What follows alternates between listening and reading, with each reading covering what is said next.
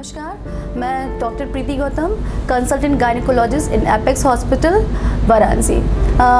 जैसा कि आज हम जानते हैं कि आज नो टोबैको डे है, तो इस अवसर पे मैं ये बताना चाहूँगी कि स्मोकिंग का क्या दुष्प्रभाव पड़ता है इनफर्टिलिटी पे। इनफर्टिलिटी मतलब कंसीव करने में हमें जो प्रॉब्लम आती है उससे रिलेटेड।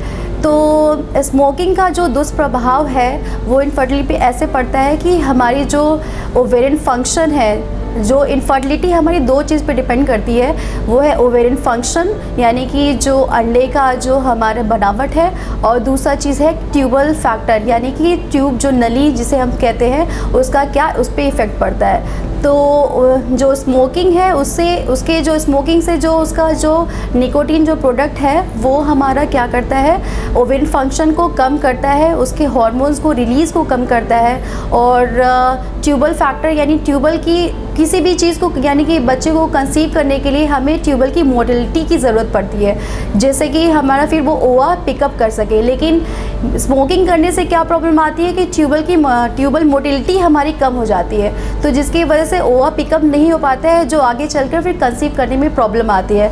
तो ये सारी चीज़ डिपेंड करती है कि स्मोकिंग अगर ना हो तो ये कंसीव करने में कोई भी प्रॉब्लम नहीं होगी। तो जैसा भी किसी भी रूप में हमें स्मोकिंग या टोबैको नहीं करना है, अगर हमें अच्छा परिणाम चाहिए अगर कंसीव करने में, तो हमें स्मोकिंग बिल्कुल रोक देनी चाहिए।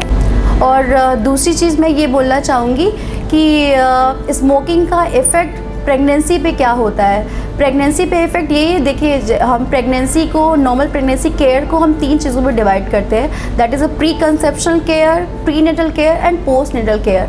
तो प्री कंसेप्शन केयर मतलब कंसीव करने से पहले जो हमें केयर देनी चाहिए, और prenatal care during the pregnancy, और पोस्ट नेटल केयर यानी कि जब बच्चे की डिलीवरी हो जाती है उसमें हमें क्या केयर करना चाहिए।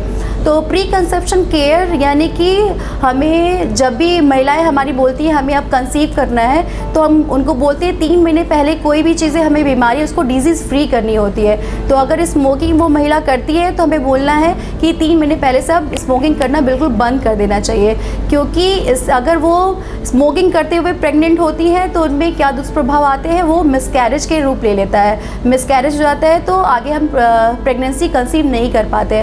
फिर दूसरी चीज़ ये है कि प्री नेटल केयर क्या करना चाहिए हमें। अगर कोई भी महिला स्मोकिंग के दौरान प्रेग्नेंट हो भी जाती है और प्रेगनेंसी को कंटिन्यू करती है, तो उसमें बहुत सारी ऐसी चीज़ होती है स्मोकिंग यानी कि इसमें जो निकोटीन यानी कि जो हानिकारक पदार्थ है वो क्या करता है, वो हमारे प्लेसेंटल जो हमारी प्लेसेंटल ग्रोथ है, प्लेसेंटल इनसफिशिएंसी कराता है। तो इससे क्या होता है कि बच्चे में दुष्प्रभाव पड़ता है, जैसे कि प्रीटर्म डिलीवरी होती है, उसकी बनावट अच्छी नहीं होती है, कोई भी मालफॉर्मेशन हो सकता है, किसी भी तरह का प्री मैच्योर डिलीवरी हो सकती है, हमें समय से पहले ही डिलीवरी लेबर पेन स्टार्ट हो जाता है। तो ये सब दुष्प्रभाव पड़ते हैं स्मोकिंग या टोबैको के।